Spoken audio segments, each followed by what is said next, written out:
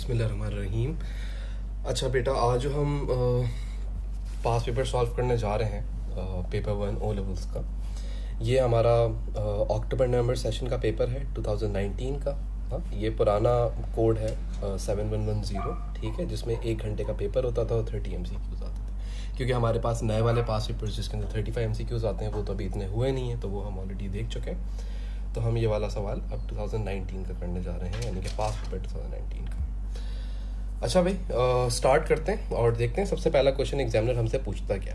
Number 1 बोलता है which task would be carried out by a book keeper. अच्छा, अब बुक कीपर की टास्क असल में होती क्या है, हम ये ऑलरेडी देख चुके थे पिछले पास पेपर्स के अंदर भी, कि जो बुक कीपर होता है उसका बेसिकली काम होता है फाइनेंशियल एक्टिविटीज़ को, फाइनेंशियल ट्रांजेक्शंस को रिकॉर्ड करना। हाँ, उसका काम इनकम स्टेटमेंट बैलेंस शीट बनाना नहीं होता, उसका काम डिसीजंस लेना नहीं होता, उसका काम अपने बिजनेस को दूसरे प्रीवियस ईयर्स से कंपैरिजन करना नहीं होता, बल्कि वो सीधा सीधा फाइनेंशियल रिकॉर्डिंग या फाइनेंशियल ट्रांजेक्शन्स को रिकॉर्ड करता है, उसका ये काम होता है। सो देयरफॉर अगर हम यहाँ पे ऑप्शंस देखें तो ऑप्शन नंबर ए है comparison of financial statements between years. नहीं, ये मैनेजर्स का काम होता है, ये इन्वेस्टर्स का काम होता है।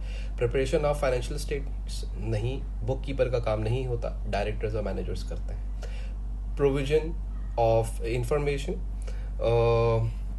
फॉर डिसीजन मेकिंग, नहीं, डायरेक्टर्स का काम है, इनका काम तो नहीं है बुक कीपर का। तो बुक कीपर का जो काम है that is record financial transaction. So this is the correct answer.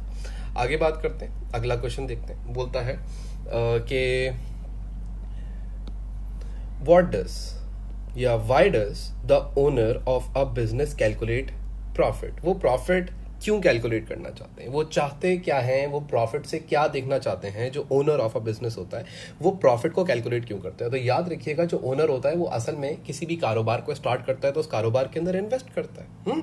और जब वो इन्वेस्ट करेगा उस कारोबार के अंदर, तो जाहिर सी बात है वो उस इन्वेस्टमेंट के अगेंस्ट रिटर्न देखना चाहता है कि भला मैंने लेट सपोज अगर 1 करोड़ रुपए इन्वेस्ट करे तो मुझे कितना प्रॉफिट हुआ। लेट सपोज अगर उसने 1 करोड़ रुपए इन्वेस्ट करे और उसका जो ईयर का प्रॉफिट है वो लेट सपोज 10 लाख रुपए आया, ऐसी एग्जांपल दे रहा हूँ, 10 लाख का प्रॉफिट आया ईयर का, तो इसका मतलब उसका जो रिटर्न है वो 10% का रिटर्न है उसकी इन्वेस्टमेंट के ऊपर, उसने 10% पैसा कमाया है। इसका असल मकसद ये होता है। तो अगर हम यहाँ पे देखें तो पहला आंसर जो है to find the return on capital is the correct answer, but बाकी क्यों नहीं है वो भी हम देख लेते हैं। तो आगे बोलता है बी पार्ट के अंदर to find the total expenses. नहीं, टोटल एक्सपेंसेस के लिए उसको प्रॉफिट कैलकुलेट करने की जरूरत नहीं है। To know how much he can borrow from the bank, नहीं, इसके लिए भी प्रॉफिट कैलकुलेट करने की जरूरत नहीं है। To know the loan interest can be afford to pay, भाई लोन इंटरेस्ट कितना है या अफोर्ड कर सकते हैं नहीं कर सकते, ये तो आपको आपका प्रॉफिट नहीं बताता। हाँ, प्रॉफिट नहीं बताएगा। क्यों?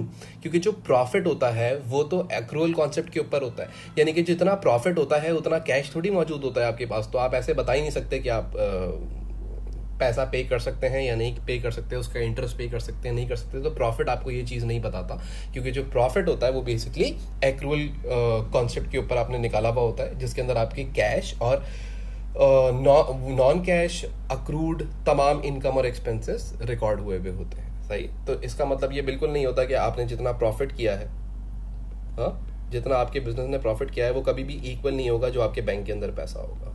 जाहिर सी बात है, क्योंकि कुछ प्रॉफिट आपने उधार पे सामान बेच के भी किया होगा, उससे तो पैसा नहीं आया होगा, तो ये बात भी गलत है। तो पहला जो था उसका डी आंसर था करेक्ट, एंड इसका आंसर ए है करेक्ट, राइट। उसके बाद फिर आगे बात करते हैं नेक्स्ट एमसीक्यू को। अगर आप देखें तो नेक्स्ट एमसीक्यू बोलता है which transaction will increase both assets and capital by the same amount. कौन सी ऐसी ट्रांजेक्शन होगी जिससे आपके एसेट और जिससे आपका जो कैपिटल है वो सेम अमाउंट से बढ़ जाएगा यूजुअली। अच्छा देखें कुछ चीज़ों के ऊपर ज़रा समझने की कोशिश कीजिएगा, मैं आपको एक एक करके ट्रांजेक्शन पढ़ के सुनाता हूँ। सबसे पहली ट्रांजेक्शन अगर आप देखें तो बोलता है a credit customer settle his account after deducting a cash discount. अच्छा, अब यहाँ पे क्या हुआ है, यहाँ पे एक कस्टमर ने आपको डिस्काउंट होने के बाद, डिस्काउंट मिलने के बाद पेमेंट करी है। तो सोचें डिस्काउंट दिया तो कैश कम रिसीव किया होगा, हाँ, और डिस्काउंट दिया तो एक एक्सपेंस हो गया होगा।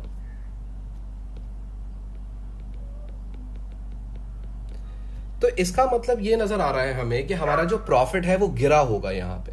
जब प्रॉफिट गिरेगा आपका तो फिर आपका जो कैपिटल होता है वो भी डिक्रीज हो जाता है। तो इस ट्रांजैक्शन के अंदर एक एक्सपेंस आ रहा है और उस एक्सपेंस की वजह से आपका जो प्रॉफिट है वो गिर रहा होगा। तो सेम अमाउंट से आपका एसेट और आपका कैपिटल इंक्रीज नहीं होगा, जाहिर सी बात। अच्छा भाई, फिर उसके बाद आगे देखते हैं। तो नेक्स्ट ट्रांजैक्शन बोलता है बी, गुड्स वर सोल्ड, देखिएगा जरा, goods were sold at a price higher than the cost price. अच्छा, अब ये यहाँ पे क्या कहना चाह रहा है कि इन्होंने गुड्स खरीदी होंगी $100 की, हाँ $100 की गुड्स खरीदी और उसको $150 का बेच दिया। कितने का बेच दिया? $150 का बेच दिया। इसका मतलब हुआ क्या होगा? क्या यहाँ पे आपका एसेट और आपका कैपिटल दोनों सेम अमाउंट से इंक्रीज हो रहा होगा या नहीं हो रहा होगा? अच्छा, यूजुअली मैं आप लोग को या मैं बच्चों को, जो ओ लेवल्स के बच्चे होते हैं उनका दिमाग थोड़ा सा स्लो चल रहा होता है, तो मैं उनको बोलता हूँ आप एक अकाउंटिंग इक्वेशन बना लिया करें हमेशा जब आप कंफ्यूज हो रहे हो। तो भाई assets are equal to capital plus liabilities, ऐसे ही हो। अच्छा, अब अगर आप देखें तो आपने सबसे पहले गुड्स खरीदे थे और उसके बाद आपने उन गुड्स को क्या करा है? बेच दिया। अच्छा, जब तुमने गुड्स को बेचा होगा, जब तुमने गुड्स को सोल्ड आउट किया होगा, जब तुम्हारे पास से गुड्स चले गए होंगे, तो ये ऑब्वियस है, हर बिजनेस का नॉर्म है, ये नॉर्मल बात है कि भाई बिजनेस होता ही ये है कि जो आप गुड्स जिस प्राइस में खरीदते हैं आप उससे ऊपर बेचते हैं तो फिर आपको प्रॉफिट होता है ना। हाँ, तो इन्होंने क्या करा होगा? इन्होंने अपने गुड्स को बेच दिया होगा कितने से? लेट सपोज 150 से। अच्छा भाई, अब सवाल ये उठता है कि आपके पास जो एसेट्स हैं उनके अंदर कितना इंक्रीज आया होगा। तो सर $100 का सामान था, 150 का बिका, तो आपके पास $50 का एसेट इंक्रीज हो गया होगा, यानी कि $50 एक्स्ट्रा आ गए होंगे कैश के अंदर। इतनी बात समझ आती है। सर दूसरी बात यह है कि जब इन्होंने $50 एक्सेसिव अमाउंट के ऊपर सामान बेचा तो यानी कि इनको $50 का प्रॉफिट भी हो गया होगा, इनको $50 का प्रॉफिट भी हुआ होगा। और जब प्रॉफिट होता है तो कैपिटल भी बढ़ जाता है, तो कैपिटल भी $50 से इंक्रीज हो गया होगा और लायबिलिटीज के ऊपर कोई इफेक्ट नहीं पड़ा होगा। तो इस ट्रांजैक्शन के अंदर हमें यह नजर आ रहा है कि आपका एसेट और आपका कैपिटल दोनों ही सेम अमाउंट से इंक्रीज होते हुए नजर आ रहे हैं। तो इट मींस कि ये करेक्ट आंसर होना चाहिए। तो हम इसको डिफरेंशिएट कर देते हैं थोड़ा सा अलग हाइलाइटर से। So this would be the correct answer. अच्छा, आप कुछ बच्चे थोड़ा सा और दिमाग लगा के बोलेंगे सर एसेट भी तो चला गया। तो बेटा एसेट गया ना, तो कितने वाला एसेट गया? $100 वाला एसेट गया, लेकिन वो गया कितने का? वो आपका $150 का गया। तो कितना ऊपर गया? $50 का। तो $50 का कैश एक्सेसिव आ गया आपके पास, ज्यादा कैश आ गया आपके पास। डन। अच्छा भाई, फिर उसके बाद आगे देखते हैं। तो अगली ट्रांजैक्शन अगली जो इन्होंने ऑप्शन दी हुई है, rent receive included an amount prepaid for the next accounting period. नहीं, सीधा सीधा आपको खुद ही नजर आ रहा है। ये बोलता है the owner repaid business loan from the personal bank account. तो इसका मतलब ये तो एडिशनल इन्वेस्टमेंट है, खाली कैपिटल इंक्रीज होगा, एसेट तो इंक्रीज नहीं हो रहा, क्योंकि उसने पर्सनल बैंक अकाउंट से लोन पे कर दिया। अगर वो पर्सनल बैंक अकाउंट से बिजनेस में इन्वेस्ट करता, अगर पर्सनल बैंक अकाउंट से बिजनेस में इन्वेस्ट करता, तो लेट सपोज अगर वो 1 लाख रुपए इन्वेस्ट करता तो 1 लाख रुपए से एसेट बढ़ जाता और 1 लाख रुपए से ही कैपिटल भी बढ़ जाता, तो वो ऑप्शन सही हो सकती थी। लेकिन इसने ये क्या करा है? इसने लोन पे ऑफ कर दिया है, तो लोन उतर गया, तो बिजनेस की एक लायबिलिटी थी वो कम हो गई और कैपिटल इंक्रीज हो गया। एसेट के ऊपर कोई फर्क नहीं पड़ा इस ट्रांजैक्शन पे। सो देयरफॉर ये भी एक गलत ऑप्शन है। So the correct answer is answer B. ठीक है, अगर आपको फिर भी कोई इशू होता है किसी चीज को समझने के लिए, तो जाहिर सी बात आपको पता है, आप सिंपल स्क्रीनशॉट लें और व्हाट्सएप के ऊपर भेजो, ताकि मैं आपको इंडिविजुअली भी क्वेरीज क्लियर कर लूँ। सही है। अच्छा भाई, फिर उसके बाद आगे next question number 4, a trader purchase a motor vehicle for his business using a cheque from his personal bank account. How was this record in the books of business? भाई उसने करा क्या है? उसने बेसिकली एक एसेट खरीदा है। अच्छा, अब इसने जो एसेट खरीदा है वो बिजनेस के पैसों से नहीं खरीदा, बल्कि इसने जो मोटर व्हीकल खरीदी है वो पर्सनल बैंक अकाउंट से खरीदी है। यानी कि इसका मतलब ये एक एडिशनल इन्वेस्टमेंट लेके आ रहा है। हाँ, एक कैपिटल बिजनेस में लेके आ रहा है। किसकी वजह से? एक मोटर व्हीकल खरीदने की वजह से। सो एंट्री क्या बनेगी? मोटर व्हीकल डेबिट हो जानी चाहिए, राइट, एंड कैपिटल क्रेडिट होना चाहिए इस ट्रांजेक्शन के अंदर, रादर देन बैंक या कैश को क्रेडिट करें। क्योंकि अगर ये बिजनेस बैंक अकाउंट से पेमेंट करता, पर्सनल बैंक अकाउंट के बजाय बिजनेस बैंक अकाउंट होता तो फिर जाहिर सी बात है बैंक क्रेडिट होना चाहिए था, क्योंकि बिजनेस के बैंक से पैसा गया। लेकिन क्या इस ट्रांजेक्शन में बिजनेस के बैंक अकाउंट से पैसा जा रहा है? नहीं, ओनर के पर्सनल बैंक अकाउंट से पैसा जा रहा है। तो देयरफॉर ये एक इन्वेस्टमेंट की है इसने बिजनेस के अंदर, और क्या खरीदा है वो इन्वेस्टमेंट करके? मोटर व्हीकल खरीदा है। सो ये डबल एंट्री हम ऑलरेडी बना चुके हैं, तो इसका आंसर भी हमें ये नजर आ गया, D is the correct answer. कुछ बच्चे सी भी लिख के आ सकते थे पेपर के अंदर, लेकिन मैं आपको बता चुका हूं कि अगर पर्सनल बैंक अकाउंट के बजाय बिजनेस बैंक अकाउंट होता तो सी करेक्ट आंसर होता, और बाकी तो कैपिटल डेबिट हो रहा है तो कैपिटल डेबिट क्यों होगा, और बैंक डेबिट हो रहा है तो क्यों होगा, ये तो वैसे ही आपको समझ आती है बात। अच्छा भाई, नेक्स्ट क्वेश्चन के ऊपर जाते हैं। नेक्स्ट क्वेश्चन को देखते हैं क्या बोलता है। Question number 5, on 1 May Waheed issued an invoice for credit sales of 10 chairs to Yasir at a list price of $40। ठीक है भाई, तो भाई ये वहीद ने इनवॉइस भिजवाई है। अच्छा याद रखिएगा, जब इनवॉइस का जिक्र आता है इसका मतलब ये जो वहीद ने सेल्स करी हैं यासिर को, ये क्रेडिट के ऊपर सेल्स करी है। हाँ, इनवॉइस का अगर जिक्र आ जाए, आगे एग्जामिनर ने यहाँ पे आपको आसानी के लिए लिख दिया क्रेडिट सेल्स, लेकिन अगर वो क्रेडिट सेल्स नहीं भी लिखता तो भी आप समझ जाते कि ये क्रेडिट सेल्स ही है, क्योंकि इनवॉइस एक ऐसा डॉक्यूमेंट है वो इशू ही तब किया जाता है जब credit sales and credit purchases हो रही हो।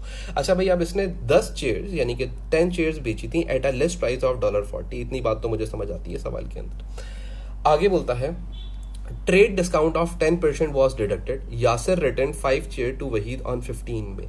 What was the value of invoice issued to Yasser? भाई यासिर को जब आपने सामान बेचा था, ये उस वक्त बोल रहा है कि भाई कितनी वैल्यू की इनवॉइस इशू की गई होगी। इनवॉइस कब इशू की जाती है? जब क्रेडिट सेल्स होती हैं। तो क्रेडिट सेल्स हुई कितने की हैं? अगर आप देखें तो आपने 10 चेयर्स बेची थी एट $40, तो जो टोटल आपकी सेल्स वैल्यू बननी थी वो 400 की बननी थी, लेकिन आपने उसके ऊपर 10% का डिस्काउंट दे दिया, यानी कि इसका 90%, यानी कि मेरे हिसाब से ये बन जाना चाहिए 360। तो जो इनवॉइस बनी होगी जब आपने सामान भिजवाया होगा यासिर को, तो वहीद ने जो इनवॉइस बनाई होगी वो कितने की बनाई होगी? $360 की बनाई होगी। So therefore the correct answer is C, $360।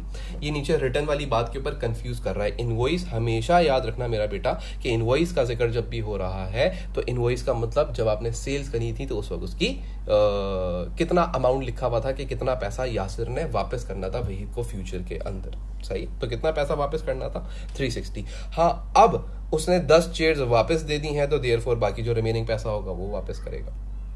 Done. अच्छा जी, आगे आ जाइए, आगे बात करते हैं। Next question, question number 6. Which document will a customer issue to inform supplier of an overcharge? अच्छा, अब याद रखिएगा, ये जो आपका कस्टमर होता है ना, कस्टमर आपको जब भी कोई डॉक्यूमेंट भेजता है किसी भी चीज से रिलेटेड, अगर कस्टमर आपको कोई डॉक्यूमेंट भेजेगा तो वो एक ही डॉक्यूमेंट के अंदर बात करता है और उस डॉक्यूमेंट को कहा जाता है डेबिट नोट। ये डेबिट नोट यूजुअली कस्टमर जो है वो सेलर को भेजता है, यानी कि जो बायर होता है वो सेलर को भेजता है। सो ये करेक्ट आंसर है, क्योंकि जो क्रेडिट नोट है मुझे यहाँ पे नजर आ रहा है ये जो सेलर होता है वो बायर को भेजता है। जो इनवॉइस होती है, जैसे भी आपने पीछे देखा, तो वहीद ने यासिर को दी होगी, यानी कि सेलर ने बायर को दी होगी। स्टेटमेंट ऑफ अकाउंट का मतलब होता है कि जो आपका कस्टमर होता है उसको आप ये स्टेटमेंट ऑफ अकाउंट भिजवा के बताते हो कि उसका आउटस्टैंडिंग बैलेंस कितना है। तो ये भी कौन भिजवाता होगा? सेलर। किसको भिजवाता होगा? बायर को। तो कस्टमर जो है वो सप्लायर को अगर या सेलर को अगर कोई नोट भिजवाता है तो उसको हम डेबिट नोट कहते हैं। ठीक है, इसी के अंदर ही ये ओवरचार्ज की बात भी करेगा, इसी के अंदर ही ये परचेज रिटर्न की बात भी करेगा, एंड जो भी कोई बात करनी होगी तो डेबिट नोट के थ्रू ही कर रहा होगा। अच्छा भाई आगे देखें तो नेक्स्ट क्वेश्चन, क्वेश्चन नंबर 7 बोलता है on 1 October the bank column of KIMS cash book showed an overdraft of 120।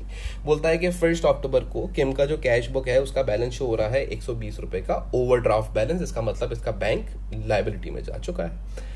She was then notified that a check of 80 received from a customer in September had been dishonored। और उसे ये बात पता लगी कि इसका जो कस्टमर है उसका जो चेक है वो क्या हो चुका है? डिसऑनर हो चुका है, यानी कि वो जो चेक है वो रिटर्न अनपेड हो चुका है। तो अब वो ये बोलता है कि व्हाट वाज द बैलेंस या bank balance in KIMS cash book after recording the dishonoured. अच्छा, अब जब डिसऑनर आप रिकॉर्ड करते हैं, जब आप डिसऑनर रिकॉर्ड करेंगे तो इसका मतलब आपने सोचा हुआ था कि कस्टमर का पैसा बैंक में आ गया, लेकिन वो पैसा बैंक में नहीं आया, चेक बाउंस हो गया, तो इसका मतलब आपका बैंक अगर नेगेटिव में था तो मजीद और नेगेटिव में चला जाएगा। पहले से ही आपका बैंक कितने का था, 120 का नेगेटिव बैलेंस था, मजीद 80 का और नेगेटिव में चला जाएगा, क्योंकि वो जो $80 आपने अज्यूम किए थे कि आ गए वो भी नहीं आए। तो अब जो आपका बैंक का बैलेंस शो हो रहा होगा वो 200 क्रेडिट बैलेंस शो हो रहा होगा, यानी कि 200 का ओवरड्राफ्ट शो हो रहा होगा। बहुत सिंपल सा सवाल पूछा तो बहुत सिंपल सा जवाब है, और बाकी क्यों नहीं होंगे, जाहिर सी बात है। तो इसके बारे में क्या बात करेंगे। उसके बाद फिर क्वेश्चन नंबर 8 देखते हैं। क्वेश्चन नंबर 8 को पढ़ते हैं। बोलता है which statement about bank reconciliation is correct. अब वो बस ये पूछना चाह रहा है कि भाई कौन सी स्टेटमेंट है जो बैंक रिकंसिलिएशन की करेक्ट है। बस याद रखिएगा, जो बैंक रिकंसिलिएशन स्टेटमेंट होती है वो बनाई इसलिए जाती है, जो आपका ट्रेडर होता है या जो बिजनेस होता है वो इसलिए बनाता है कि वो अपनी कैश बुक के बैलेंस को अपनी बैंक स्टेटमेंट के बैलेंस से कंपेयर कर सके। क्योंकि आपको ये बात पता है कि जो कैश बुक होती है, हाँ, वो तो बिजनेस बनाता है, कैश बुक जो होती है वो तो बिजनेस बनाता है, और जो बैंक स्टेटमेंट होती है वो बैंक बना के भेजता है। तो बिजनेस क्या करता है, कंपेयर कर लेता है दोनों को, ये देखने के लिए कि भाई दोनों बैलेंसेस बराबर हैं या नहीं है, उसके लिए इसको रिकंसिलिएशन करनी पड़ती है। तो भाई इसका करेक्ट आंसर हम डायरेक्टली देख लेते हैं। पहला क्या है, it is a part of double entry system. नहीं भाई, it is prepared by the bank. यही बात इसने गलत कर दी। बैंक थोड़ी प्रिपेयर करता है बैंक रिकंसिलिएशन स्टेटमेंट, बल्कि कौन प्रिपेयर करता है, बिजनेस प्रिपेयर करता है। उसके बाद फिर तीसरा देखें तो बोलता है it is prepare by trader. ये मुझे सही लग रहा है, it is prepared by the trader to compare cash book balance with the bank statement balance. Yes, this is the correct answer. इसका मतलब अगला भी गलत होगा, it is only prepared when bank account is overdrawn. नहीं भाई, overdrawn balance हो या पॉजिटिव बैलेंस हो, अगर आपकी कैश बुक का बैलेंस आपके बैंक अकाउंट से मैच नहीं करता, आपको रिकंसिलिएशन करनी है। सो देयरफॉर इसका आंसर सी है। डन। आगे बात करते हैं next question number 9। Question number 9 के अंदर अगर आप देखें तो बोलता है at the end of Leroy's financial year it was decided that the balance on the telephone expense account 340 should be split 90% for business use and 10% for personal use.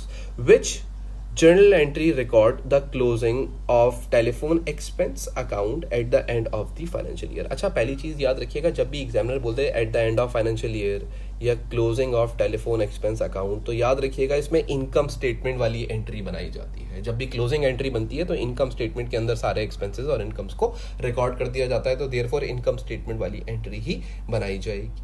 अच्छा, अब अगर हम लोग देखें तो भाई ये जो टेलीफोन एक्सपेंस था 340 का था, राइट। अच्छा, 340 में से ये जो 340 था इसको दो हिस्सों में हम स्प्लिट कर देंगे।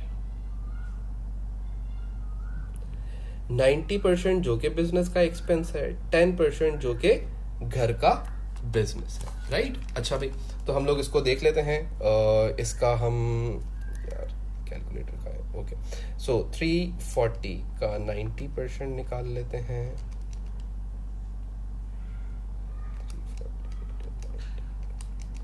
ओके, सो 306, तो फिर ये हो जाएगा 34।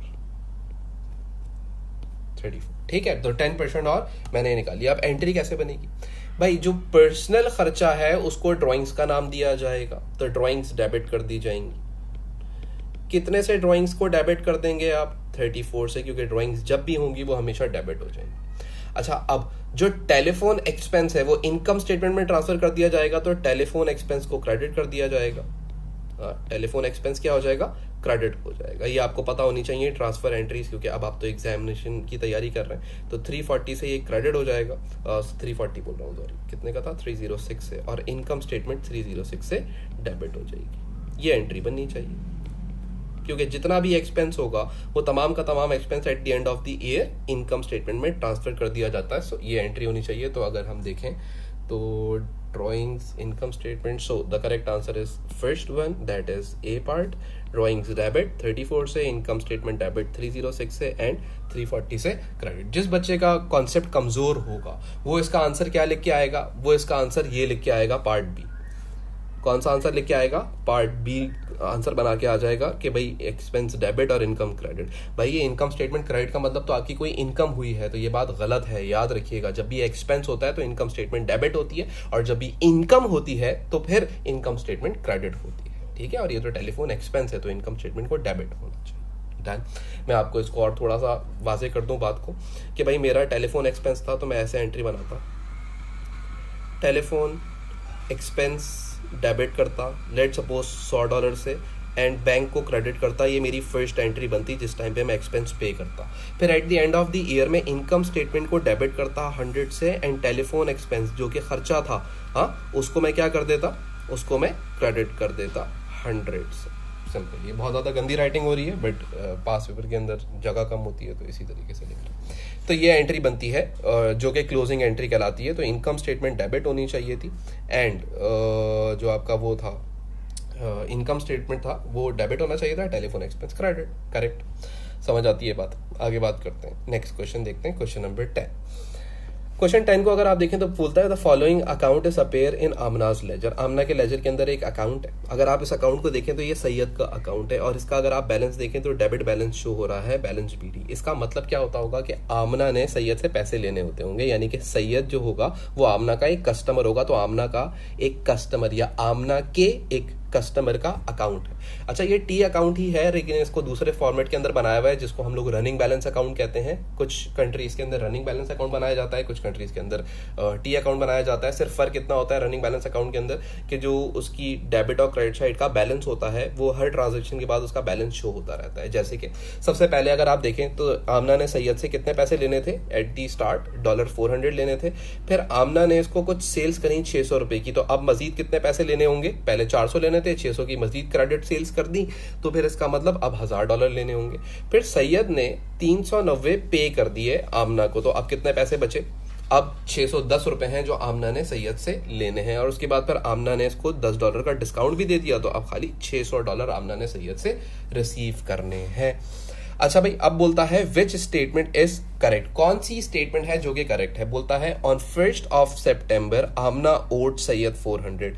नहीं, आमना ओ नहीं करती बल्कि सैयद ओ करता है आमना को, क्योंकि सैयद ने पे करने हैं आमना को, तो इसका मतलब ये बात तो गलत हो गई। फिर उसके बाद बोलता है ऑन 14 सितंबर, अब ऊपर आके डेट देखो, 14 सितंबर को सेल्स हुई थी 600 की, ठीक है। On 14 September Syed purchase goods 600 from 600 on credit from Amna. Yes, this is correct, Amna से ही तो खरीदा है इसने 600 रुपए का सामान, बिल्कुल करेक्ट बात है। उसके बाद फिर आगे क्या लिखा हुआ है, on 26 September Amna paid Syed 360। 26 तारीख को आमना ने सैयद को पे नहीं करा, सैयद ने आमना को पेमेंट करी, क्योंकि सैयद कस्टमर था, कस्टमर पेमेंट करता है।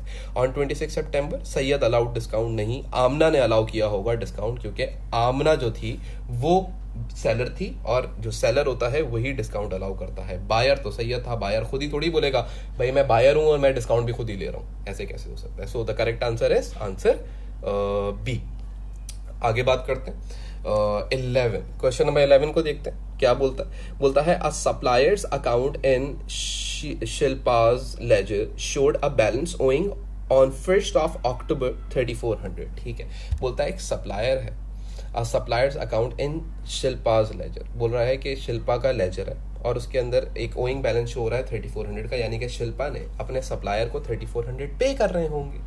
बोलता है इन अक्टूबर शिल्पा परचेज गुड्स 860, उसने अक्टूबर में मजीद कुछ गुड्स खरीदी हैं 860 की, and return goods $55। During the month she made payment of 2000। What was the balance on suppliers account in Shilpa's ledger on 1 November? तो भाई आपने कुछ भी नहीं करना, आपने सोचना है कि आप शिल्पा का बिजनेस देख रहे थे, तो शिल्पा का जो बैलेंस था वो यहाँ पे हम लिख लेते हैं सप्लायर। तो सप्लायर को शिल्पा ने साल के या मंथ के शुरू में कितना पैसा देना था, बैलेंस बीडी, दैट वाज 3400। फिर शिल्पा ने मजीद कुछ परचेजेस कर ली, सिंपल परचेज लेजर बन जाएगा, तो परचेजेस कर ली 860 की, एंड देन उसके बाद फिर इन्होंने क्या करा था, कुछ रिटर्न्स कर दी थी, तो रिटर्न्स कर दी 55 की, ठीक है। और बच्चा फिर इसने पेमेंट भी कर दी थी कुछ, तो पेमेंट करी तो उधार कम हो गया होगा, डेबिट साइड पे रिकॉर्ड कर दिया 2000। तो यहाँ से हमें पता लग जाएगा CD बैलेंस। तो CD बैलेंस हमें कितना आ रहा है हम निकाल लेते हैं। 3400 प्लस 860 माइनस 55 माइनस 2000, तो ये आ रहा है 2205। 2205। अब सवाल ये उठता है ये 2205 डेबिट है या 2205 क्रेडिट है। याद रखिएगा जब भी आप फाइनल आंसर देते हैं तो वो BD बैलेंस शो करते हैं। कौन सा बैलेंस शो करते हैं? BD balance. तो ये 2205 का BD बैलेंस कितना आ रहा होगा? 2205 का BD बैलेंस आ रहा होगा क्रेडिट साइड के ऊपर। सो the correct answer will be 2205 credit, यानी कि जो आपका क्वेश्चन नंबर 11 है इसका जो करेक्ट आंसर होगा वो B नहीं होगा बल्कि वो A होगा। याद रखिएगा हमेशा जब आपसे बोले ना बैलेंस कितना था तो बैलेंस CD बैलेंस वाली साइड देख के मत बताना। हाँ CD बैलेंस और BD बैलेंस दोनों की वैल्यू सेम होगी, लेकिन CD बैलेंस डेबिट बैलेंस है और BD बैलेंस क्रेडिट बैलेंस है। तो हमेशा BD बैलेंस जो होगा वो जिस साइड पे होगा उसका जो क्या कहते हैं नेचर है या जो भी आप इसको कह लो अभी फिलहाल, तो उसके ऊपर मेंशन किया जाएगा। सो ये 2205 किस साइड पे बन रहा है? क्रेडिट साइड पे। Therefore the correct answer will be A, और बाकी गलत होंगे, आपको ऑलरेडी समझ आ गई बात। अच्छा भाई फिर आगे बोलता है नेक्स्ट क्वेश्चन के अंदर देखते हैं क्या बोल रहा है। बोलता है a flat above our trader's shop was rent out at $90 a month on 1st July at 30th of June 2019। ठीक है 2018 में दिया था और फिर पूरे एक साल बाद at 30th of June 2019 the rent receive account shows entries for rent receive from the tenant totalling 900। अच्छा what was the balance of rent receivable account on 1st July। अच्छा भाई अब अगर आप देखें तो आपने सबसे पहले क्या चीज नोटिस करनी है इस सवाल के अंदर कि भाई आपका जो रेंट था वो पर मंथ कितना था? 90 का था। तो कैलकुलेटर पे 90 लिखें और पूरे साल का रेंट कितना बनना चाहिए था? पूरे साल का जो रेंट है वो बनना चाहिए था 90 इंटू 12, हम ऐसे ही कर लेते हैं 90 इंटू 12, तो जो पूरे साल का रेंट बनना चाहिए था वो बनना चाहिए था 1080। लेकिन जो टेनेंट ने आपको अब तक रेंट दिया है वो खाली कितने का रेंट दिया है? 900 का रेंट दिया है। तो अभी भी रिमेनिंग रेंट कितना है जो कि आपने उससे लेना है? तो हम इसको माइनस कर देंगे 900 से। 180 होना चाहिए वैसे, लेकिन एहतियातन कर लेना चाहिए। यस, तो 180 आंसर आ रहा है। अब ये 180 जो है ये ट्रेडर ने क्या करना होगा? ये पैसा रिसीव करना होगा। ये 180 क्या होगा? ट्रेडर ने रिसीव करना होगा। किससे रिसीव करना होगा? भाई टेनेंट से रिसीव करना होगा। अच्छा भाई अब वो ये बोल रहा था कि what was the balance of rent receivable account on 1st जुलाई 2019। तो भाई कौन सा व्हाट वाज द बैलेंस? ठीक है तो बैलेंस कितना होगा? 180 होगा। अब सवाल ये उठता है ये 180 जो है ये डेबिट बैलेंस है या क्रेडिट बैलेंस है? रिसीव करना है या पे करना है? तुमने ऐसे सोचना है। हाँ तुमने रिसीव करना है ये पैसा 180 या पे करना है? रिसीव करना है, इसका मतलब ये पैसा तुमने लेना है। और अगर तुमने किसी से पैसा लेना होता है तो वो रिसीवेबल होता है, और रिसीवेबल हमेशा तुम्हारा एसेट होता है। और एसेट की जो नेचर होती है वो क्या होती है? डेबिट नेचर होती है। सिंपल। कौन सी नेचर होती है? डेबिट नेचर होती है। तो हम इसको आंसर देखेंगे। इसका आंसर हमारा 180 डेबिट है। इसको दूसरे तरीके से भी सॉल्व किया जा सकता था। आप चाहते तो टी अकाउंट बना के भी सॉल्व कर सकते थे। ठीक है टी अकाउंट बना के मैं आपको दिखा देता हूँ। ये टी अकाउंट बनता तो ये रेंट रिसीवेबल का अकाउंट बनता। मैं ऐसे ही बना रहा हूँ, फिर मिटा दूंगा यहाँ पे क्योंकि पेपर में जगह थोड़ी छोटी होती है ना समझाने के लिए। ओहो ठीक है तो रेंट इनकम का अकाउंट बनता। ठीक है अच्छा अब जो ये रेंट इनकम का अकाउंट आप बना रहे होते तो सबसे पहले तो आपने ये देखना था कि इनकम स्टेटमेंट के अंदर कितना जाना चाहिए था। तो इनकम स्टेटमेंट के अंदर जाना चाहिए था 1080। बैंक में कितना पैसा आया? तो बैंक के अंदर अगर आप पैसा देखें तो 900 आया। तो CD बैलेंस कितना बन रहा है? CD बैलेंस बन रहा है 180 का। अच्छा मैं आपको ऑलरेडी पीछे बता चुका हूँ कि CD बैलेंस से आंसर नहीं बताते, बल्कि आंसर किसको देख के बताते हैं? BD balance. अगर CD यहाँ बन रहा है तो BD किधर बनेगा? PD 180 का यहाँ पे बनेगा। ठीक है सो देयरफॉर BD यानी कि डेबिट बैलेंस 180 का करेक्ट आंसर। जो चाहें आप जैसे चाहें आप उसको कर सकते हैं। डन। अच्छा भाई, मैं इसको इस हिस्से को मिटा देता हूँ क्योंकि अगला क्वेश्चन भी करना होगा। तो जैसे जैसे आपको आसान लगे, आपका कॉन्सेप्ट मजबूत होना चाहिए यार, बस कॉन्सेप्ट। मैं तो कहता हूँ ये तो इनके लिए अकाउंट बनाने की भी जरूरत नहीं है, बंदा दिमाग से ही कैलकुलेशन करके देते। अच्छा भाई, फिर आगे, लेकिन आप ऐसा नहीं करना, गलती करोगे। है ना, odd Elon 1800 on 1st June. Hannah paid 1300 and the remaining balance was written off. ठीक है, बोलता है हैना odd Elon 1800 on 1st June, हैना ने 1300 पे करे और बाकी का क्या हो गया, राइट ऑफ कर दिया गया। What entries did Elon make on 1st June? तो भाई एलन ने क्या एंट्री बनाई होगी? सबसे पहले अगर आप नोटिस करें तो एलन को पैसा मिला हैना की वजह से, और हैना से जो पैसा लेना था एलन ने वो 1800 रुपये लेना था, लेकिन इसको खाली कितना मिला, 1300 रुपये। तो इसके बैंक अकाउंट में कितना पैसा आया होगा, 1300 बैंक अकाउंट में पैसा तो आया होगा। तो यानी कि या तो ये सही होगा या तो ये सही होगा, बाकी सी डी तो अब आप भूल जाए।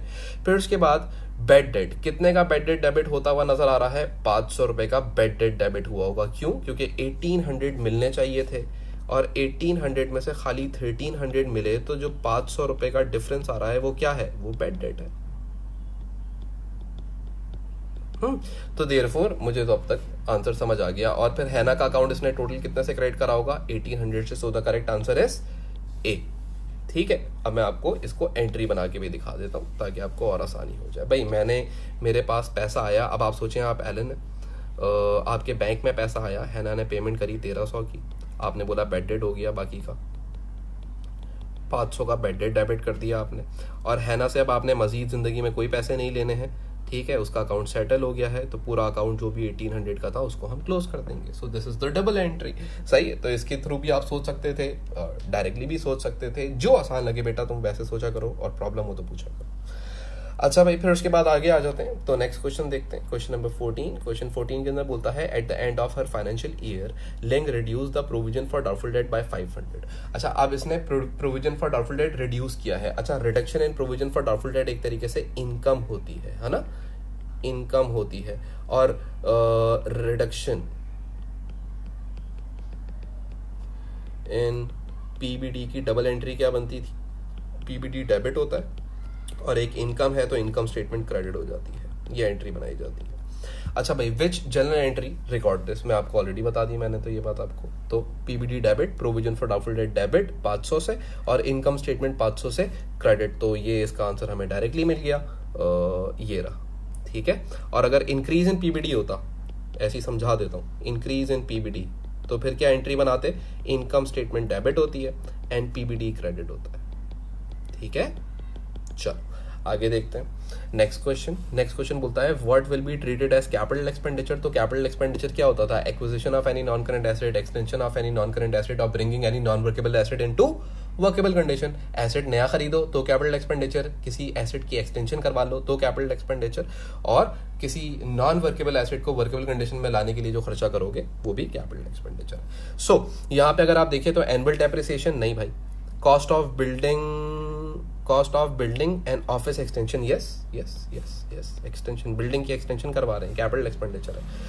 कॉस्ट ऑफ रिपेयरिंग नहीं, रेवेन्यू एक्सपेंडिचर है। Purchase of new computer for sale, new computer for resale है, तो रीसेल मतलब ये इसकी इन्वेंट्री है ना कि एसेट है। अगर ये एसेट होता, हाँ, सिर्फ लिख देता परचेज ऑफ न्यू कंप्यूटर, तो फिर वो भी कैपिटल एक्सपेंडिचर होता, लेकिन दो आंसर उसने नहीं देने थे, तो रीसेल आगे टर्म लिख दी। देखना चाह रहा है बच्चे को आता है या नहीं आता। अच्छा भाई, आगे question number 16, which method of depreciation are use for these non current asset. Number 1, a non current asset consisting a number of small items. तो जो स्मॉल आइटम्स होते हैं उसके लिए रिवैल्यूएशन मॉडल इस्तेमाल होता है, उनके ऊपर कलेक्टिवली डेप्रिसिएशन चार्ज कर दी जाती है। अ non current asset which give same benefit each year, जब हर साल सेम बेनिफिट्स दे रहा है तो स्ट्रेट लाइन मेथड यानी कि एसएलएम अप्लाई किया जाएगा। अ non current asset which gives more benefits in early years of its use, जो शुरू के सालों में ज्यादा बेनिफिट देता है उसके ऊपर रिड्यूसिंग बैलेंस मेथड। ठीक है, तो अब यहाँ पे ये नीचे इसने बोल दिया, तो 1 का रिवैल्यूएशन है। ठीक है, तो ये नजर आ रहा है मुझे 1 का रिवैल्यूएशन है, 2 का स्ट्रेट लाइन है, सॉरी ये रिवैल्यूएशन थोड़ी है, 1 का रिवैल्यूएशन है, 2 का स्ट्रेट लाइन है एंड 3 का ये है। So the correct answer is D. ठीक है, तो डी आपका एक करेक्ट आंसर है। सॉरी, सही करके मैंने मिटा दिया, वो एक साथ कर रहा था। ठीक है, तो डी आंसर आ गया। आगे बात करते हैं क्वेश्चन नंबर 17। बोलता है मशीनरी 20,000 वॉज परचेज ऑन 1 जनवरी। एक मशीनरी खरीदी थी 20,000 रुपए की। The provision for depreciation of machinery eight 31 December 2018 showed the following entries. 4,000, 3,200। ठीक है, तो जनवरी 2017 में खरीदा था। बस ये बात याद रखिएगा, डेप्रिसिएशन के सवाल में डेट्स पे ध्यान देना होता है। जनवरी 17 से दिसंबर 17 एक साल हुआ होगा, जनवरी 18 से दिसंबर 18 2 साल हो गए होंगे, तो दूसरे साल का आपको अकाउंट बना के दे रहा है कि बीडी बैलेंस जो था वो 4,000 रुपए का था, and so fourth. Which statement is बोलता है which statement is not correct. कौन सी स्टेटमेंट करेक्ट नहीं है? अच्छा जी, सबसे पहले बोलता है the annual depreciation on machinery is calculated at 20%। आओ हम लोग लगा के देख लेते हैं। एसेट कितने का था? 20,000 रुपए का था। तो 20,000 रुपए का एसेट था, तो इसके ऊपर अगर हम 20% लगाएं तो क्या पहले साल की डेप्रिसिएशन आ जाएगी? वही आ रही है या नहीं? तो आप लोग कैलकुलेटर उठाएं और 20,000 into 20 divided by 100। Yes, so this statement is correct, क्योंकि आंसर 4,000 आ रहा है। तो पिछले साल की जो डेप्रिसिएशन थी वो आई भी कितनी है सवाल के अंदर? 4,000 रुपए की आई। लेकिन अगले साल की डेप्रिसिएशन आप देखें तो वो कितनी आई है? 4,000 नहीं आई, बल्कि 3,200 आई है। इसका मतलब बिजनेस क्या कर रहा होगा? रिड्यूसिंग बैलेंस मेथड इस्तेमाल कर रहा होगा, यानी कि अगली डेप्रिसिएशन इसने 16,000 के ऊपर 20% लगाया होगा। तो लगा के देखते हैं, आप भी लगा के देख लो। 16,000 इंटू 20 डिवाइडेड बाय 100, 3,200 आ रहा है। ठीक है, तो दूसरे साल की डेप्रिसिएशन 3,200, यानी कि रिड्यूसिंग बैलेंस मेथड इस्तेमाल करता है। अच्छा भाई, फिर उसके बाद आगे आ जाए तो बोलता है पार्ट बी के अंदर the balance of provision for depreciation on machinery account is transfer to machinery account. नहीं भाई, ये जो इसका बैलेंस होता है ये इनकम स्टेटमेंट में ट्रांसफर करेंगे ना हम लोग। ये मशीनरी अकाउंट के अंदर कब से ट्रांसफर होने लगा? तो ये वाली बात गलत है, तो इसको हम हाईलाइट कर देते हैं, क्योंकि उसने बोला था विच इज नॉट करेक्ट, तो दिस बात इज नॉट करेक्ट। अगली देखते हैं, तो बोलता है कि the diminishing reducing balance method of depreciation has been used to calculate annual depreciation. Yes, ये बात भी सही है। और बोलता है the book value of machinery at January on January 1 2019 was 12,800। तो बुक वैल्यू आप निकाल लो। एसेट जब खरीदा था तो 20,000 रुपए का था। इसमें से अब तक टोटल कितनी डेप्रिसिएशन लग चुकी है? एक 4,000 की डेप्रिसिएशन लगी है, एक 3,200 की डेप्रिसिएशन लगी है। दोनों को माइनस करते हैं तो 12,800 आ जाएगा। यस, ये नेट बुक वैल्यू भी करेक्ट शो कर रहा है। So this is again correct option. तो ये आंसर नहीं है, आंसर इज सी। ठीक है, आगे बात करते हैं। आगे बोलता है question number 18। J depreciate his fixed asset 20% per annum using straight line method. A full year depreciation is charged in the year of purchase. ठीक है, policy they the. During the year, repairs to fixtures 400 were debited to fixtures account. ठीक है, बोल रहा है एक repair करवाया था, यानी कि एक रेवेन्यू एक्सपेंडिचर था और उसने इसको फिक्सचर्स के अकाउंट के अंदर ऐड कर दिया। अब वो ये कह रहा है what was the effect of correcting this error. सबसे पहले दो चीजें, effect on net book value of fixtures and effect on profit for the year. अच्छा, अब याद रखिएगा, एक आपका 400 का एक्सपेंस था, ठीक है, और उसने आपको एक्सपेंस मानने के बजाय आपने इसको क्या कर लिया? एक एसेट ट्रीट कर लिया 400 रुपए को। तो देयरफॉर आपने एक्सपेंस रिकॉर्ड नहीं किया होगा 400 का, लेकिन इस 400 के ऊपर डेप्रिसिएशन जरूर लगा दी होगी 20% की। तो ये 4 2 8, तो $80 की डेप्रिसिएशन आपने लगा दी होगी। यानी कि आपने इस 400 में से 80 तो एक्सपेंसेस में रिकॉर्ड कर लिया, लेकिन बाकी का जो रिमेनिंग 320 है वो एक्सपेंसेस में रिकॉर्ड नहीं किया हुआ। देयरफॉर आपने एक्सपेंसेस कम किए हुए हैं। हाँ, अब जब आप इसको करेक्ट करेंगे तो 320 से अपने एक्सपेंसेस को इंक्रीज करोगे करेक्शन के टाइम पे। तो जब 320 से एक्सपेंसेस को इंक्रीज करोगे तो एक्सपेंस बढ़ता है, तो प्रॉफिट क्या हो जाता है बच्चा? गिर जाएगा। तो प्रॉफिट 320 से डिक्रीज हो जाएगा। तो आंसर वैसे ही हमें नजर आ गया, यही होना चाहिए 320। बाकी तो 320 इंक्रीज है, ये 320 इंक्रीज है, ये 80 और ये इस इंक्रीज और डिक्रीज है, लेकिन 80 का है, तो 80 का तो इंक्रीज डिक्रीज नहीं होगा। प्रॉफिट कितने से डिक्रीज हो जाएगा? 320 से। बोलता है बुक वैल्यू के ऊपर क्या हो जाएगा? तो एसेट में से 320 रुपए आप बाहर निकाल लेंगे, तो एसेट की वैल्यू 320 रुपए से भी डिक्रीज हो जाएगी। So the correct answer is A. Simple logical सी बात थी, तो इतना कोई मुश्किल एमसीक्यू नहीं था, बस आपको घुमा फिरा के दे रहा था बातों को। अच्छा भाई, बोलता है विच आइटम बोलता है which item would not appear in sale ledger control account, ऐसी कौन सी चीज है जो सेल्स लेजर कंट्रोल अकाउंट के अंदर रिकॉर्ड नहीं की जाएगी? डिस्काउंट रिसीव, क्योंकि सेल लेजर कंट्रोल अकाउंट में थोड़ी रिकॉर्ड होता है डिस्काउंट रिसीव तो परचेज लेजर कंट्रोल अकाउंट में रिकॉर्ड होता है। बाकी पेमेंट रिसीव कस्टमर से बिल्कुल रिकॉर्ड होगी, रिफंड टू कस्टमर बिल्कुल होगा, रिफंड या return to credit customer yes ये तो होगा, ए नहीं होगा। ठीक है, so the correct answer is A. तो बड़ा सिंपल एमसीक्यू था।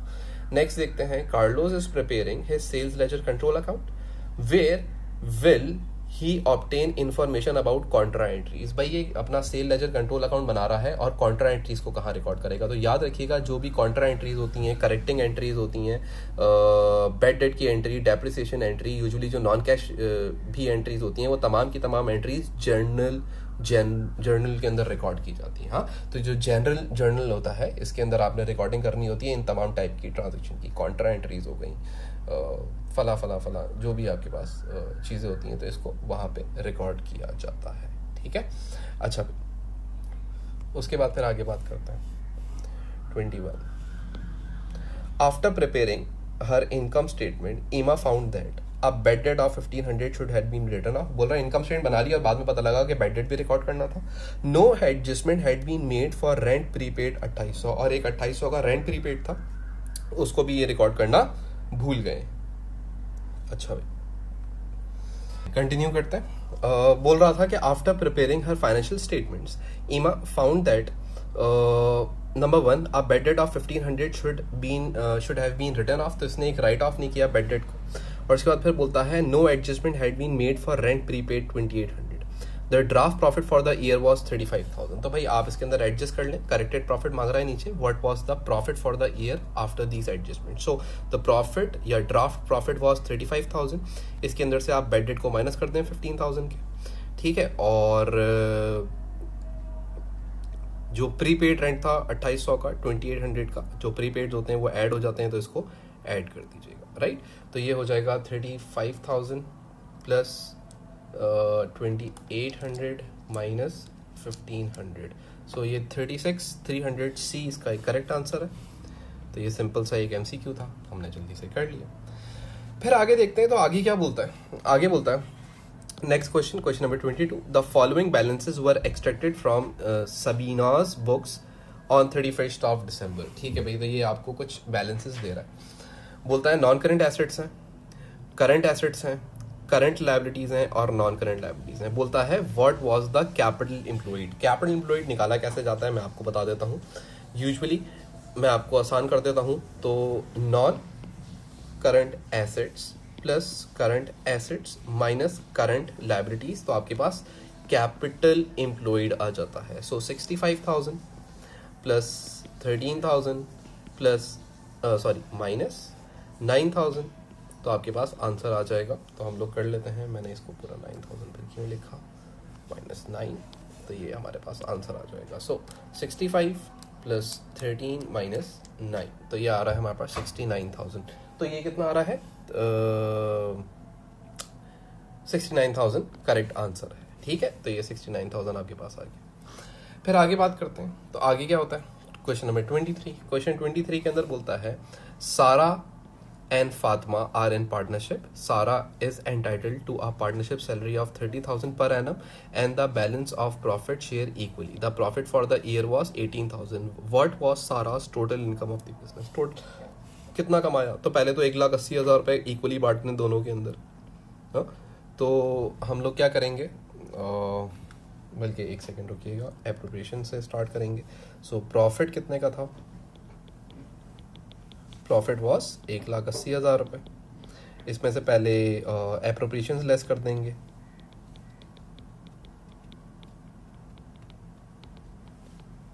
सो सैलरी मिल रही थी 30,000 की, तो अब रेसिडुअल प्रॉफिट आ जाएगा आपके पास।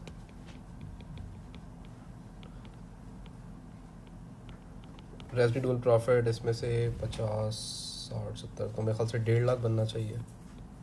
तो ये 1.5 लाख जो होगा ये आधा आधा बढ़ जाएगा और बाकी 30,000 होगा। तो 150,000 का आधा कितना होता है? डिवाइडेड बाय 2, तो 75,000। तो सारों को पहले तो प्रॉफिट में से मिलेगा 75,000 प्लस इसको इसकी सैलरी मिलेगी 30,000। प्लस कर देंगे इसमें 30,000 की सैलरी। तो सारा को जो टोटल पैसा मिल रहा है वो इसको मिल रहा है 105,000, कैलकुलेटर के ऊपर आ रहा है तो 105,000। ठीक है, याद रखिएगा अगर कोई एप्रोप्रिएशन हो तो पहले एप्रोप्रिएशन लेस की जाती है, फिर जो रिमेनिंग या रेजिडुअल प्रॉफिट होता है उसको बांटा जाता है पार्टनर्स के बीच। ठीक है, so the correct answer is 105,000। ठीक है, आगे बात करते हैं क्वेश्चन नंबर 24। क्वेश्चन 24 के अंदर हम देखें तो बोलता है a sports club provides the following information. Subscription received during the year 12,000 रुपये, यानी कि ये बैंक में पैसा आया सब्सक्रिप्शन का। सब्सक्रिप्शन ओइंग एट स्टार्ट 1200 का, and subscription owing at end 800 रुपये का। What was the amount of subscription shown in income and expenditure account. तो भाई सब्सक्रिप्शन अकाउंट बनाओ और इसको कैलकुलेट कर लो। सब्सक्रिप्शन अकाउंट जब तुम बनाओगे तो तुम्हें पता है सब्सक्रिप्शन अकाउंट इनकम का अकाउंट होता है। ठीक है, तो ये कैसे बनता है, ए पी पी ए, और इनकम है तो बैंक क्रेडिट साइड के ऊपर होता है और इनकम एंड एक्सपेंडिचर उसके ऑपोजिट अकाउंट से मिल जाता है। ठीक है, तो हमेशा इसी तरीके से अकाउंट बनेगा। तो बैंक में कितना पैसा आया था, 12,000 रुपये आया था। ये जो ए है, पहला वाला जो ए है, इसका मतलब क्या होता है, ओपनिंग अरियर्स, इसका ओपनिंग प्रीपेड, इसका क्लोजिंग प्रीपेड, इसका क्लोजिंग अरियर्स। सही है, opening balance, starting balance and closing balance, end of the year balance. So start के अंदर इसके पास ओइंग था, ओइंग कितना था, 1200 रुपये का, यानी कि ये ओ करती थी, इसने पैसा रिसीव करना था अपने मेंबर से। तो कितना पैसा रिसीव करना था, $1200 का। और क्लोजिंग के अंदर जो इसके पास ओइंग था वो कितना था, 800 का था। तो यहां से हमें इनकम एंड एक्सपेंडिचर की वैल्यू पता लग जाएगी। ठीक है, तो हम लोग क्या करेंगे, 12,000 प्लस 8,000, 12,800, 12,800 माइनस 1200, तो ये हमारे पास आ रहा है 11600। ऐसा आंसर आ रहा है मेरे पास, 11600। ठीक है, सो इधर हम देख लेते हैं कहाँ लिखा हुआ है, ये रहा, तो करेक्ट आंसर है। हमेशा ऐसे ही बनाना subscription account A P P A, bank right side पे, तो opposite account income and expenditure से आपको वैल्यू पता लग जाएगी। कभी कभी ऐसा भी हो सकता था कि ये वैल्यू भी दे देता, ये वैल्यू भी दे देता, ये वैल्यू भी दे देता, बोलता बैंक की वैल्यू कैलकुलेट करो, तो भी आप ऐसी रिकॉर्डिंग करते हैं, एक्स बस इस बार बैंक को रख लेते हैं। ठीक है, फिर उसके बाद नेक्स्ट क्वेश्चन देखते हैं। तो क्वेश्चन 25 के अंदर बोलता है the statement of financial position of a sports club included the following. अच्छा भाई, अब ये स्टेटमेंट ऑफ फाइनेंशियल पोजीशन जो है आपको शो कर रहा है,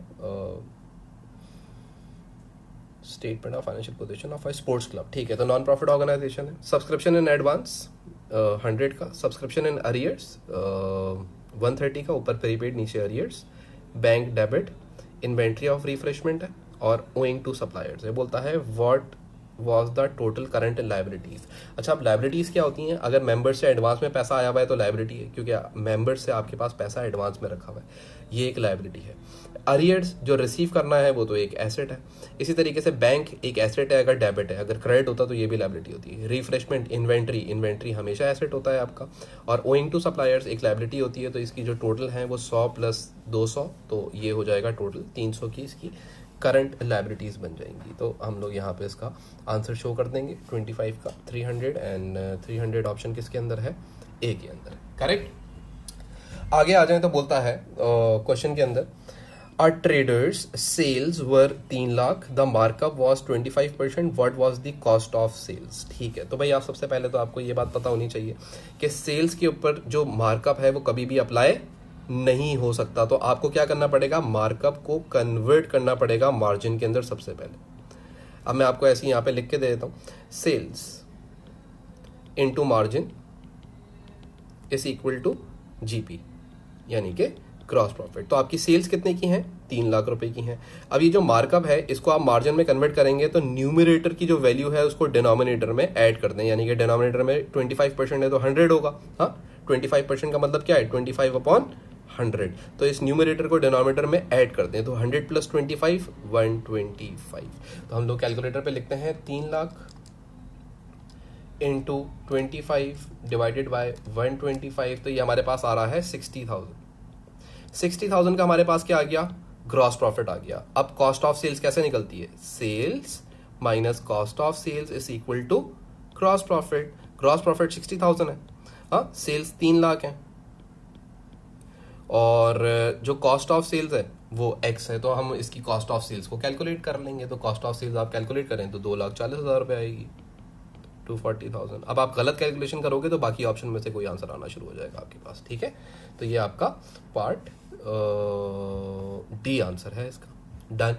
उसके बाद फिर अगला क्वेश्चन देखें, तो अगला क्वेश्चन बोलता है what is not a voluntary deduction from gross wages. कौन सी ऐसी है जो वॉलंटरी डिडक्शन नहीं होती। तो याद रखिएगा जो टैक्सेस होते हैं वो वॉलंटरीली नहीं दिए जाते, बल्कि वो मैंडेटरी होते हैं और उनको आपने लाजमी पे करना होता है। So therefore income tax would be the correct answer. बाकी donation, pension, social club subscription ये सारे वॉलंटरी हैं, आप चाहें तो दें चाहें तो ना दें, ठीक है। वेजेस जिसको भी आप वेजेस दे रहे हैं वो चाहे तो दे चाहे तो ना दे, मना कर सकता है। लेकिन इनकम टैक्स आप काट के ही वेजेस पे करोगे, क्योंकि इनकम टैक्स आपने जमा करवाना होता है। उसके बाद फिर आगे आ जाएं तो क्वेश्चन नंबर 28 बोलता है how current ratio is calculated. तो करंट रेशियो कैसे कैलकुलेट होता है, current assets divided by current liabilities, simple है। तो यहाँ पे लिखा हुआ है एसेट माइनस लायबिलिटीज, नहीं, ये तो वर्किंग कैपिटल आ जाएगा। एसेट डिवाइडेड बाय लायबिलिटीज, नहीं, सिर्फ current assets. Current assets divided by current liabilities, yes this is the correct answer. And नीचे लिखा हुआ है एसेट माइनस लायबिलिटीज, मैंने वर्किंग कैपिटल गलत बोला था, current asset minus current liabilities working capital होता है, ठीक है। चलें जी, तो इसका आंसर नॉर्मल है, सी आंसर है 28 का, तो मेरे ख्याल से हमें कोई प्रॉब्लम नहीं है। फिर आगे बोलता है विच रेशियो मेजर्स लिक्विडिटी। कौन सा रेशियो है जो लिक्विडिटी आपको मेजर करके देता है। तो याद रखिएगा जो लिक्विडिटी रेशियोज होते हैं वो दो ही होते हैं जो आपके कोर्स में है। एक है करंट रेशियो और एक है क्विक रेशियो। क्विक रेशियो को और भी नाम दिए जाते हैं, जैसे लिक्विड रेशियो या फिर एसिड टेस्ट रेशियो, ठीक है। तो ये दो ही हैं जो आपकी लिक्विडिटी मेजर करने में हेल्प करते हैं। सो आंसर हमें वैसे ही नजर आ रहा है, आंसर सी है, और बाकी हो ही नहीं सकते, क्योंकि बाकी जो है वो प्रॉफिटेबिलिटी मेजर, वो लिक्विडिटी मेजर नहीं करते बल्कि प्रॉफिटेबिलिटी मेजर करते हैं। जैसे कि ग्रॉस प्रॉफिट टू सेल्स है तो ये प्रॉफिटेबिलिटी मेजर करेगा, नेट प्रॉफिट टू सेल्स है प्रॉफिटेबिलिटी मेजर करेगा, रिटर्न ऑन कैपिटल एम्प्लॉयड है प्रॉफिटेबिलिटी मेजर करेगा। और आपके कोर्स के अंदर, ओ लेवल्स के कोर्स के अंदर दो ही टाइप के रेशियोज होते हैं, या तो प्रॉफिटेबिलिटी रेशियोज होते हैं या लिक्विडिटी रेशियोज होते हैं। प्रॉफिटेबिलिटी रेशियोज ये रहे और लिक्विडिटी रेशियो मैं आपको दो यहाँ पे बता चुका हूँ, तीसरा कोई भी नहीं है आपके कोर्स के अंदर। एक और भी मैं पढ़ाता हूँ अक्सर बच्चों को, जो कि एसेट टर्नओवर होता है, तो उसको भी मैं लिक्विडिटी की कैटेगरी में डाल देता हूँ, तो वो भी अगर होता तो आप मान लेते। ओ लेवल्स की हद तक डालते हैं लेकिन हम। उसके बाद फिर आगे बोलता है which accounting principle is referred in the following statement. Which accounting principle is referred in the following statement? An accountant should not overstate profit and provide all the possible losses. तो भाई ये तो प्रूडेंस कॉन्सेप्ट है, सीधा सीधा वो आपको कहता है कि भाई कभी भी अपने प्रॉफिट्स को, अपनी इनकम्स को ओवरस्टेट ना करिएगा, और कभी भी अपनी लाइबिलिटीज़ को और एक्सपेंसेस को अंडर स्टेट मत करिएगा। तो ये प्रूडेंस कॉन्सेप्ट है। So the correct answer is D, और बाकी नहीं हो सकते। तो ये MCQ जो पेपर है आपका, ये 30 MCQs का आता था। तो यूजुअली अगर आप खुद करने बैठे, मैं तो आपको एक एक समझाता हूँ MCQ, फिर उसके बाद मैं आपको ये भी बताता हूँ कि जो दूसरी ऑप्शन है वो नहीं है तो क्यों नहीं है। तो इस वजह से हमें पेपर सॉल्व करने में हो सकता है कि नॉर्मल से शायद थोड़ा सा ज़्यादा टाइम लगता हो, लेकिन 1 घंटा इज़ मोर देन इनफ आपके इन पास पेपर्स के लिए। कोई मसले की बात नहीं है, बहुत ज़्यादा टाइम देता है एग्जामिनर आपको, ठीक है। तो मेरे ख्याल से आपको ये सब बहुत अच्छे से समझ आ गया होगा। अगर आपको कोई क्वेश्चन हो तो आप मुझे ज़रूर क्वेश्चन की, ये जो भी क्वेश्चन में प्रॉब्लम हो उसके आप स्क्रीनशॉट भेजें एंड व्हाट्सएप करें, ठीक है। चलिए जी, थैंक यू।